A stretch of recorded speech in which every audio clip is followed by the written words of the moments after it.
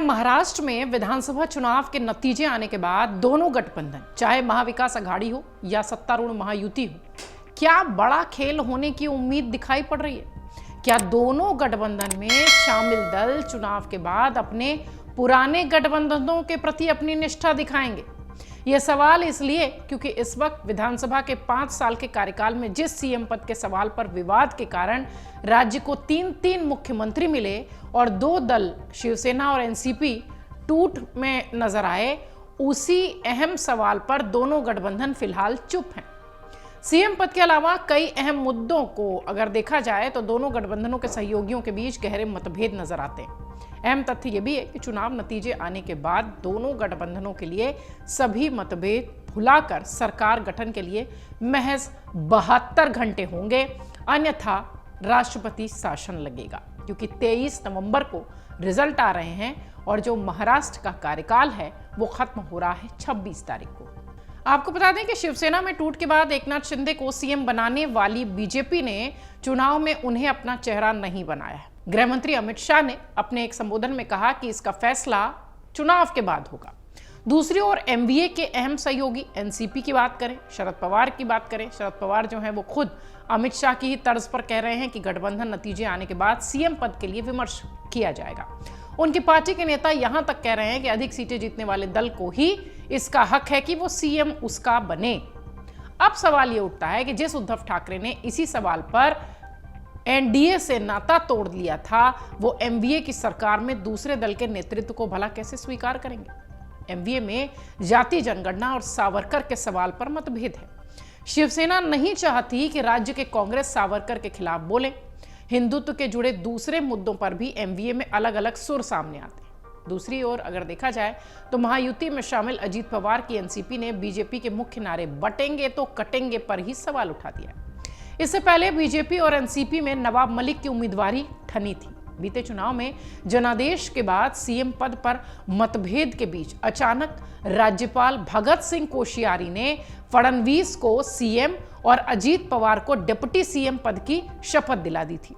हालांकि इसके 80 घंटे बाद शिवसेना ने एनसीपी कांग्रेस के साथ मिलकर सरकार बना ली और उद्धव ठाकरे सीएम बन गए। 2.5 साल बाद शिवसेना में टूट हुई और एकनाथ शिंदे के नेतृत्व में बीजेपी के समर्थन में नई सरकार बनी। इस बीच एनसीपी में 2 फाड़ दिखाई पड़े। इस उथल पुथल के बीच महाराष्ट्र ने 5 साल में 3 मुख्यमंत्री देखे। दोनों गठबंधनों में शामिल सभी दलों के लिए सीएम पद का सवाल बेहद अहम है। शिवसेना का एनडीए से अलग होना, शिवसेना में टूट होना, एनसीपी में विद्रोह होना, बीजेपी और उद्धव ठाकरे में अनबन होना, इस सब के पीछे सीएम की कुर्सी थी। बीते विधानसभा चुनाव के बाद एनडीए से शिवसेना में अलग करने के लिए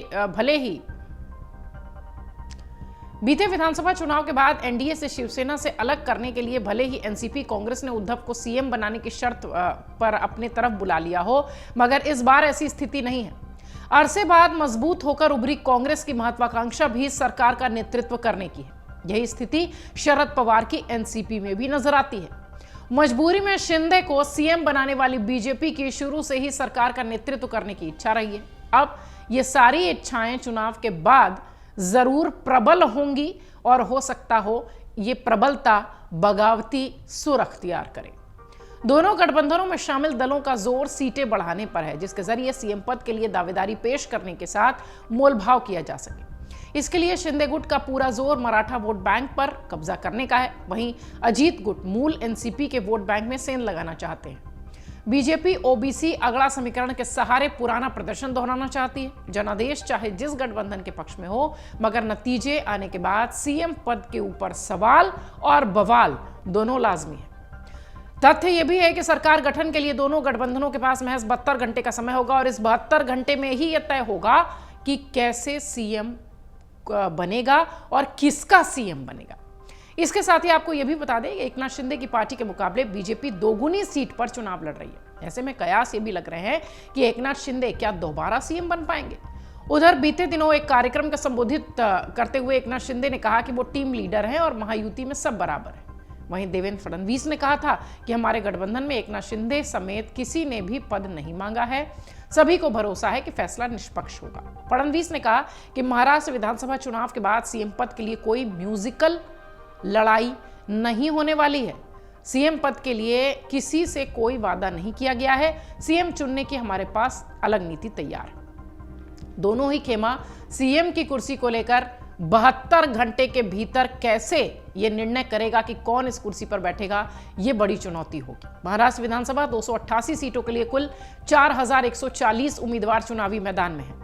नामांकन वापस लेने की समय सीमा समाप्त होने के बाद चुनाव अधिकारियों ने बताया कि 7000 के आसपास नामांकन पत्र प्राप्त हुए थे, जिसमें से कि लगभग 2938 उम्मीदवारों ने अपना नामांकन वापस लिया, जिसके बाद 4140 उम्मीदवार चुनावी मैदान में हैं। 2019 से अगर इसकी तुलना की जाए तो काफ़ी कम ये संख्या थी। 2019 में लगभग 3239 लोगों ने नामांकन दाखिल किया था। लगभग 28% इस साल अधिक नामांकन दाखिल हुए हैं। महाराष्ट्र में विधानसभा चुनाव के लिए 20 नवंबर आप जानते हैं एक चरण में वोटिंग होनी है। मतों की गिनती 23 नवंबर को है और 26 नवंबर को कार्यकाल खत्म हो रहा है विधानसभा का। इसलिए हम लगातार कह रहे हैं कि वो 72 घंटे जो कि बहुत इंपॉर्टेंट होंगे, चाहे महायुति के पक्ष में फैसला आए या महाविकास अघाड़ी के पक्ष में। अगर आप ये वीडियो YouTube पर देख रहे हैं तो हमारे चैनल को सब्सक्राइब कर बेल आइकन दबाएं और Facebook पर देख रहे हैं तो हमारे पेज को लाइक करें। 8 मिलियन प्लस सब्सक्राइबर, आपके इस भरोसे के लिए बहुत धन्यवाद।